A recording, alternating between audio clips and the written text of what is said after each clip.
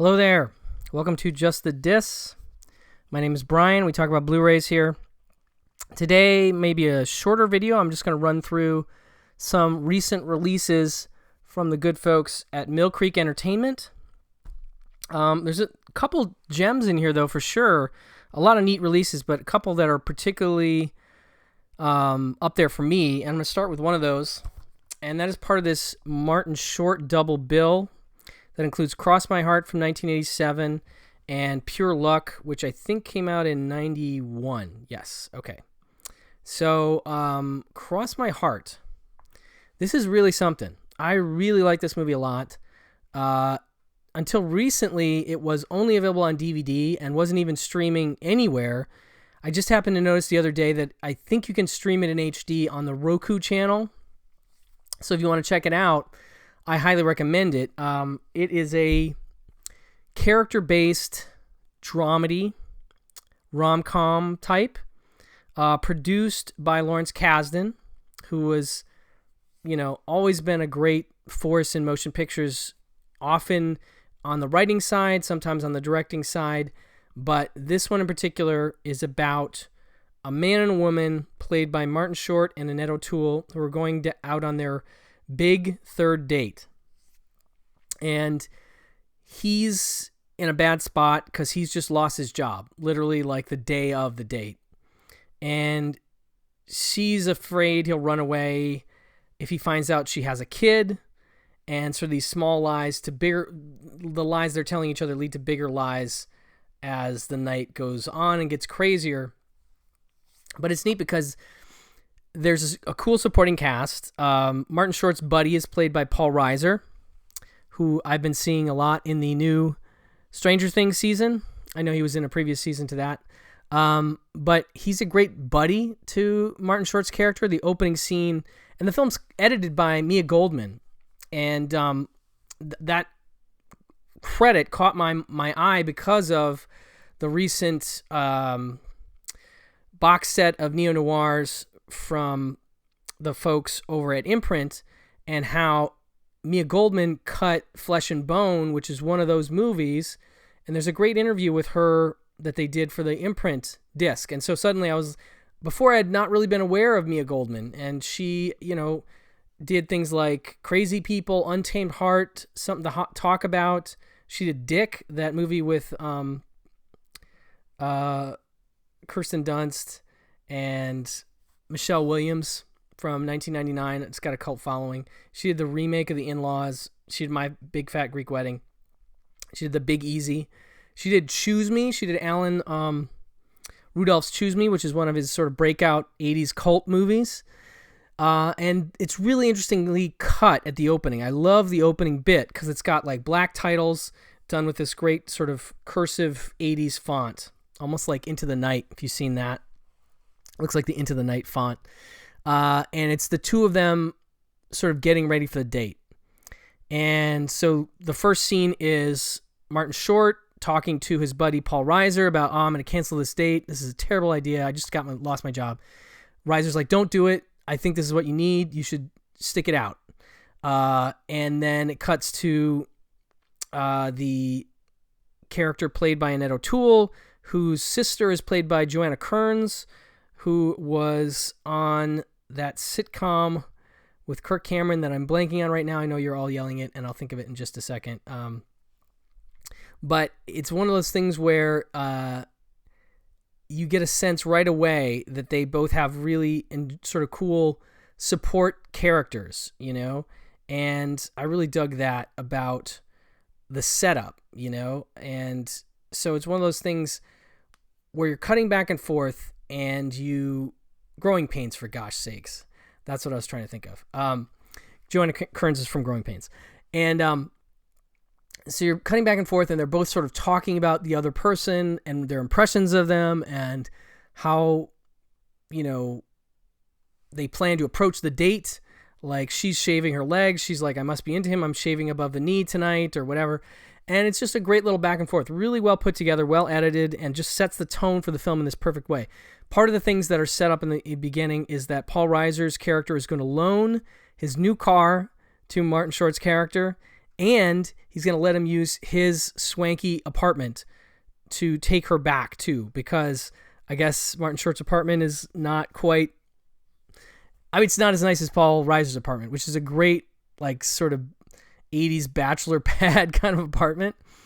And so, they go out to dinner. We see that a little bit, but the majority of the night is spent at the Paul Reiser apartment, and it becomes not theatrical in a way that I would ever say is bad news. It's good, but it's just becomes a 2-character piece for a long time. And I really think Martin Short and Annette O'Toole are pretty fantastic actors in their own rights, and they're wonderful together in this scene. There's just a great vulnerability that they both have that I think is so alluring. It's so engaging.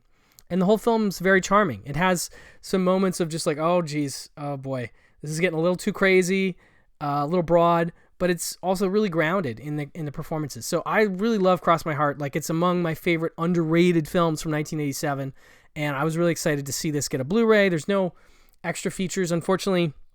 Only one of the releases I'm going to talk about has any extra features, but I do like that they do double features, and so they make a point to have 2 Martin Short's film.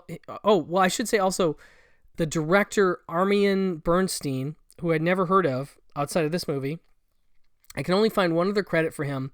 There's a movie he did in 1984 called Windy City, which when I read the synopsis, I want to check it out. It says the lives of a group of young Chicago men as seen through the eyes of one of them, a writer.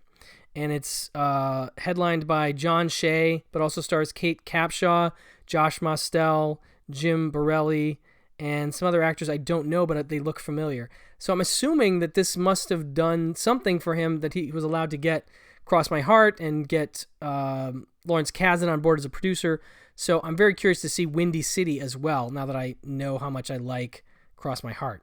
Like I said, check that out on Roku channel if you want to see, if you'll dig it. Pure Luck, again, a much more broad comedy about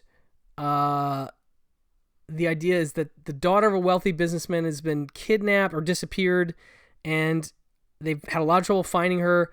And then a psychologist, knowing that the girl has ultra bad luck, persuades her father to send to Mexico one of his employees, an accountant with super bad luck, to find her. Perhaps he'll be lucky enough in his bad luck to help find the unlucky girl. And so Danny Glover stars with Martin Short. Martin Short is the unlucky man. And there's a great bit where in the trailer where they're talking about like he's been struck by lightning like a ridiculous amount of times. Like you're supposed to maybe get struck by lightning once in your life, if ever, but he's been struck like 7 times or some crazy amount. And literally is almost like a superpower as to how bad his luck is. And, there's a bit, of course, where he gets stung by a bee that people always remember, where he gets all swollen. And so it's a great buddy comedy with Danny Glover and Martin Short. I definitely dug this one. I think I saw it in the theater. I remember enjoying it very much, but I like it as a backup feature to Cross My Heart, which gets my highest recommend of all of these movies. Definitely check out Cross My Heart. Next up, we have in the retro VHS slipcase packaging, Heart and Souls from 93. And I had forgotten that this is directed by Ron Underwood, who, of course, well, not of course, maybe you don't know who the director of Tremors was, but I am a big fan of Tremors and the entire series, and so I love Ron Underwood's film Tremors, and this was his, I think, follow-up. I don't think he did a film in between Tremors and this. And it's a very, very sweet film, a very sweet performance by Robert Downey Jr., obviously pre-Marvel, pre-everything of that sort. And I think one of the better films he did, period. But I think it's become something of a cult item over the years. And I want to say, I mean, the short synopsis is that a businessman is reunited with 4 lost souls who were his guardian angels during his childhood, all with a particular purpose to joining the afterlife. But the back of this summarizes it well when it says, one fateful night in 1959, Thomas Riley is born at the exact moment a bus accident claims the lives of Harrison, played by Charles Grodin, a frustrated singer dogged by stage fright, Milo, Tom Sizemore, a 2-bit burglar with a guilty conscience, Julia, Kira Sedgwick, a young woman who has just left a love of her life get away, and Penny, Alfre Woodard, a single mother who must leave her kids to work the night shift.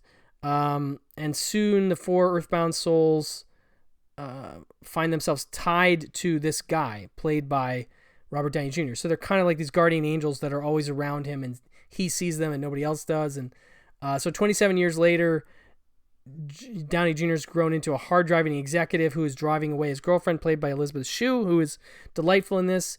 And the 4 of them, the souls, the ghosts, whatever, have to sort of help him through this personal crisis in his life.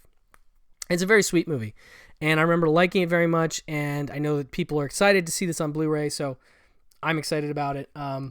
This is one of the rare Mill Creeks that actually has some features. New interviews with director Ron Underwood, screenwriter S.S. Wilson, who also worked on Tremors, by the way, and production designer John Muto. So you get some extras on this one, which is cool. And then an alternate cover art, which they often do with these nice slipcases. So that's Heart and Souls. Definitely the other one I would recommend in here is Heart and Souls for sure. I mean, these are all fun. Don't get me wrong. Like, next up we have King Ralph, okay? King Ralph from, I want to say, 90... What year is this from? 91. Another 91. Like Pure Luck. Same year as Pure Luck. This is during a period when I was working in a video store in high school. And so I remember getting, a bunch of copies of things like Pure Luck and King Ralph, and just going to, maybe I saw this on video. Actually, that would make sense if I was working at the store then. But it's funny to me just to think about a time when you'd have a wall full of King Ralph. I don't know. But this is a very goofy comedy starring one of my favorites, John Goodman. It's got a really funny setup that I will never forget, which is they're trying to take a picture of the royal family, a giant family photo. And there's it's wet. I can't remember if it's rained or whatever, but the entire, I'm just going to spoil the beginning of King Ralph, folks.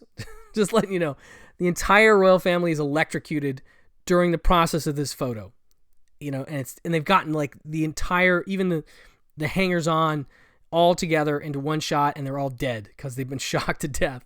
And so they have to go and find the next closest relative, and it ends up being this guy, played by John Goodman, named Ralph, who's living in Vegas. I can't remember what his deal is, but he's sort of an American slob type. And so he becomes the new king, and it's this whole thing.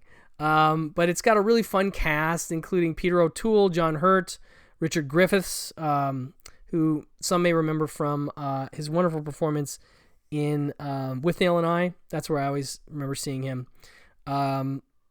This has got a really great cast of other English actors, some of whom I don't. Julian Glover. There's just some I don't know their names. Sally Nesbitt by sight, but I know I've seen them before. But it's a super goofy comedy and enjoyable. And there's the alternate artwork for that. That's King Ralph.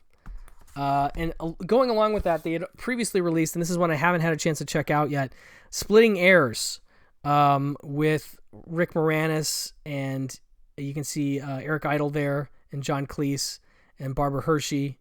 And this one, I think, has a sort of a similar plot. I should mention King Ralph, by the way, directed by the same gentleman, David S. Ward, who did Major League.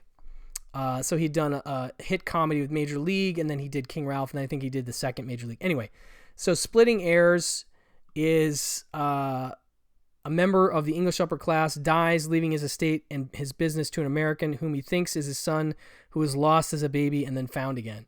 Obviously, that's Rick Moranis. And yeah, I don't remember this. Oh, Catherine Zeta-Jones is in this. Since this is 93, so this is 2 years after. So that's a relatively early Zeta-Jones performance. But yeah, Eric Idle and John Cleese. And yeah, I just don't remember this movie at all. But now I kind of want to do a mistaken or whatever working class guy becomes royalty double feature of Splitting Heirs and King Ralph.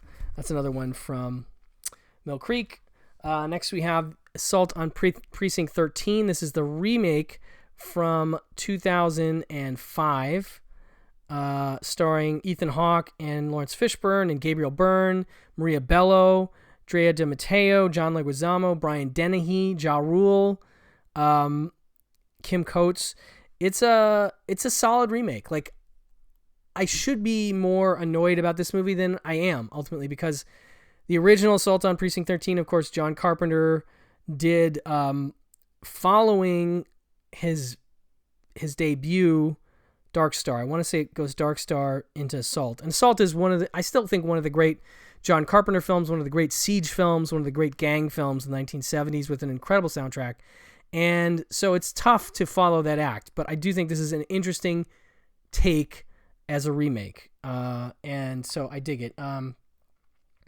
It has been a while, so I'm due for a rewatch on this one. I haven't had a chance to check this out yet, but I noticed it's 2:4:0 to 1, so at least they're trying to match aspect ratios with the original film, which was also widescreen, and Carpenter was doing a lot of widescreen stuff back then. But yeah, so a cool remake with a good cast, definitely, from 2005. No extras on that. These are all Region A discs. These are not region free, is the tendency here to just be region locked to Region A. But they are economical, and they often include two films, as they do in this case. Two Clooney films. You have The American from 2010, and then you have Leatherheads from 2008. Now, The American is a pretty cool, low-key, almost European thriller about an assassin who is dispatched to a small Italian town to await further orders, and how he sort of embarks on a double life that may be more relaxing than it's good for him. And I'm not going to go too much into that one. That's a really cool one to watch. It doesn't have a cast that has a lot of other stars that I'm aware of, but I was really into the Clooney performance. I thought he did a really great job as this assassin, like this cool, seasoned assassin type guy. I thought it was pretty solid. I remember enjoying that. And that's also widescreen, which is nice. And then it's paired with Leatherheads. American is directed by Anton Corbijn, I believe the guy's name is. And then Leatherheads is a Clooney-directed broad comedy, lighthearted type thing about the beginnings of professional American football. And it's about when a decorated war hero and college all-star is tempted into playing professional football. Everyone sees the chance to make some big money, but when a reporter digs up some dirt on the war hero, everyone could lose out. So that's sort of the idea behind it. I remember it being screwballish, like just a kind of goofy screwball comedy. Has Clooney obviously in the lead, Renee Zellweger. I want to say she's the reporter, if I'm recalling, but I may be misremembering that. John Krasinski in an early role for him, as far as I know. I think The Office was around then, but I can't remember seeing him in a lot of movies at that point. Also has Stephen Root, Jonathan Pryce, Max Casella. There's some really fun, recognizable faces in here. And I think it's a fun, light comedy. So two nice ones with Clooney starring. And again, as I said, all these are pretty economical. They'll be in the, I want to say the $12 range, but you can definitely keep an eye on them to go on sale. And from time to time, they will show up at the dollar store. I feel like I've seen maybe some Mill Creeks. I don't know, but they're maybe more like Big Lots or something. So they do go on sale from time to time, but they are very economical in their base cost. So if you like these movies, you don't get a lot of extras, but you're also not paying a lot. And the transfers are always really good looking. They're coming straight from studios. So that is it for this group from Mill Creek. Thank you so much for your time. Thank you for watching, and I will talk to you soon. Bye-bye.